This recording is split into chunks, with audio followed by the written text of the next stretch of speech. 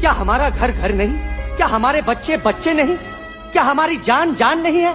क्या कसूर है इस छोटे बच्चे का कि इस किताब को मार दिया गया?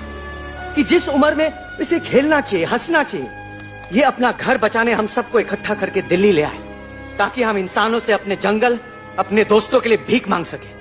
लेकिन जब हम यहाँ पहुंचे, सबसे पहले हमारा स्वागत हुआ बंदूकों से। मारो मारो किनारों से।